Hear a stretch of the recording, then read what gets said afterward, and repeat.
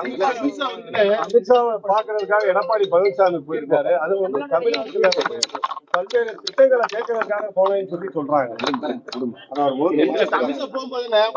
தனிப்பட்ட பார்த்திருக்காரு, வரும்போது முகத்தை மூடிட்டு வந்திருக்கிறாரு. இதை பத்தி என்ன சொல்ல வரீங்க? அதை பத்தி அவர்கிட்ட தான் கேட்கணும். இல்ல உங்க கருத்து என்ன? அது முக்காடு போட்டு போனா அவர்கிட்ட தாங்க. அதே மாதிரி பல்வேறு திட்டங்களை வந்து கேட்கறதுக்காக போயிருக்காரு. என்னங்க திட்டம்? இப்போ நாளைக்கு எலெக்ஷன் நடக்க போகுது. இன்னும் 2 மாசத்துல 5 வருஷம் எங்க போயிருந்தாரு? 4 வருஷம் மக்களை பற்றிய கவலைப்படலையே யாரு? எடப்பாடி. ஒரு எதிர்கட்சி தலைவர் என்ற முறையில் அவருடைய அந்த கடமையை, பணியை 4 ஆண்டு காலம் மக்களுக்காக எந்த கோரிக்கையும் வைக்கல, சும்மா அமைதியா இருந்தாரு. இப்ப நாளைக்கு எலெக்ஷன் வரப்போகுதுன்னு மக்களை வந்து சந்திக்கலாம்னு வர்றாங்க. வந்துட்டு அதை செய்யறேன் இதை செய்யறேன்னு ஏதோ சொல்லிட்டு தராரு. 4 வருஷமா மக்களுக்கு தேவையான திட்டங்கள் அனைத்தையும் மாண்புமிகு முதல்வர் தளபதி அவர்கள் கொடுத்து விட்டார்கள். இன்னைக்கு கொடுப்பதற்கு எதுவும் இல்லை. அனைத்து திட்டம் கொடுத்துருக்கோம். தாய் தந்தையை இழந்த குழந்தைகளை கூட இன்னைக்கு திட்டம் கொண்டு வந்துட்டோம். அன்பு கரங்கள் என்ற திட்டத்தை கொண்டு வந்து விட்டார்கள். தாய்மானவர் திட்டத்தை கொண்டு வந்திருக்காங்க. முதியவர்களுக்கு என்ன சொல்லணும்? எத்தனை திட்டம்? 100கணக்கான திட்டங்கள், 500 திட்டங்கள்ல 90% மேல் நிறைவேற்றப்பட்டிருக்கிறது. 1-2 அவர் ஏதாவது ஒண்ணு சொல்லுவாரு. அதெல்லாம் அது இல்லை. இன்னும் 100 திட்டங்கள் கூட நிறைவேற்றுவோம். அது முதலமைச்சருக்கு தமிழ்நாட்டு மக்கள் மீது மிகுந்த அக்கறை இருக்கிறது.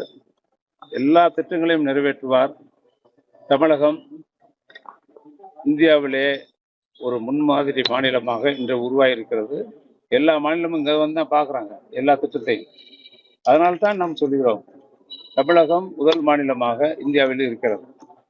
இது இந்தியாவுக்கே வழிகாட்டுகின்ற முதலமைச்சர் தமிழ்நாட்டின் முதலமைச்சர் தளபதியார். அவ்வளவுதான், வேற ஒண்ணு. ஒவ்வொரு தடவை எடப்பாடி பழனிசாமி டெல்லி போகும்போது அமித்ஷாவை நான் சந்திக்கல, அவர் சந்திக்கிறாரு. முதல் நான் கட்சி அலுவலகம் திறக்கப்படும் சொல்லிட்டு போய் அமித்ஷாவை சந்திச்சாரு. நேற்று பார்க்கும்போது துணை ஜனாதிபதியை சந்திக்கப்படும் போய் அமித்ஷாவை சந்திச்சாரு. ஒவ்வொரு முறையும் வந்து சந்திக்கிறேன்னு சொல்லி அவங்களுடைய சந்திப்பு நடக்குது. எந்த நெருக்கடிங்கிறது அவர்கிட்ட கேட்டா தானே தெரியும். சந்திக்கலன்னு சொல்லிட்டு போயிட்டு சந்திக்கிறதுங்கிறது அது சரியில்லை. ஒரு அரசியல்வாதிக்கு வெளிப்படைத்தன்மை வேணும், டிரான்ஸ்பரன்சி வேணும். ஒரு பார்ட்டி கட்சிக்கு நான் தானே பொதுச் செயலாளர் இருக்கிறார்ல, குறுக்கு வழியில வந்து பொதுச் செயலாளர் ஆயிட்டாரு. எம்ஜிஆர் வந்து என்ன வச்சிருந்தாங்க, சிஸ்டம் எம்ஜிஆரோ மறைந்த அம்மையார் அவர்களோ உறுப்பினர்களால் தான் பொதுச் செயலாளராக அந்த இயக்கத்தில் ஆக முடியும் என்று பைலா இருக்கு. அந்த பைலாவுக்கு முரண்பாக ஒரு சில நபர்கள் பொதுக்குழு உறுப்பினர்களை விலைக்கு வாங்கி பொதுச் செயலாளராக இருக்கிறார். முறைப்படி, ஜனநாயக முறைப்படி தேர்ந்தெடுக்கப்படவில்லை. எனவே அந்த கட்சிக்கு தேவை பொது உறுப்பினர், பொதுச் செயலாளரை தேர்ந்தெடுக்க வேண்டும். அப்படி வருகின்ற பட்சத்தில் தான் அந்த இயக்கம் இருக்கும். இல்லாட்டி அந்த இயக்கம் அழிந்துவிடும். அரசு அதிகாரிகள் வந்து இப்ப வந்து நடக்கக்கூடிய முகாமுக்கு வந்து அதிக வேலைப்பளு தருவதா சொல்லி அவங்க வந்து போராட்டம் பண்ணிட்டு இருக்காங்க. இதை பத்தி யாரு? அரசு அதிகாரிகள் வந்து இப்ப வந்து நடக்கக்கூடிய முகாம் அழைத்துலமே வந்து எங்களுக்கு வேலைப்பளு அதிகமா இருக்கு, ஆட்கள் பற்றாக்குறையா இருக்கு, மக்களுக்காக கண்டிச்சு வந்து இப்ப போராட்டங்கள்லாம் வந்து பண்ணிட்டு இருக்காங்க. வேலைப்பளுலாம் ஒண்ணும் இல்ல, மக்களுக்கு சேவை செய்யத்தான் நம்ம வந்து அரசு ஊழியரா வந்திருக்கோம், பொதுநலவாதிகள் வந்திருக்கோம். கூடுதல் குறைச்சலா இருக்கும். ஒரு நாளைக்கு 100 வேலை வரும். அதற்காக நான் ஒரு இடம் 2 இடம் போவேன்னு நம்ம சொல்ல முடியாது. அரசாங்கம் மக்களுக்கு செய்கின்ற திட்டங்களை கொண்டு சேர்ப்பது நம்முடைய அரசு அலுவலர்களுடைய கடமை.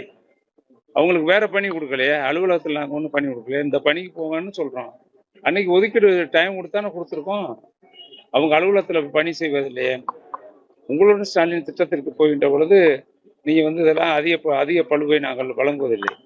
அங்கே மனுக்களை வாங்கி அரசிற்கு அனுப்பி கிடைக்காத ஏழை எளிய மக்களுக்கு, நடுத்தர மக்களுக்கு அந்த திட்டங்களை கொண்டு சேர்க்க வேண்டும் என்ற உயர்ந்த நோக்கத்திற்காக இந்த திட்டம் உங்களுடன் ஸ்டாலின் உருவாக்கப்பட்டிருக்கிறது.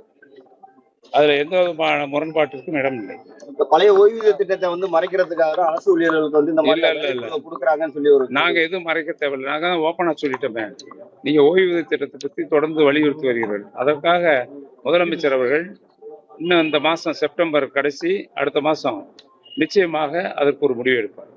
பிளே ஸ்டோர் மற்றும் ஆப் ஸ்டோரில் இருந்து பாலிமர் செயலியை QR கோடு மூலம் பதிவிறக்கம் செய்யுங்கள்.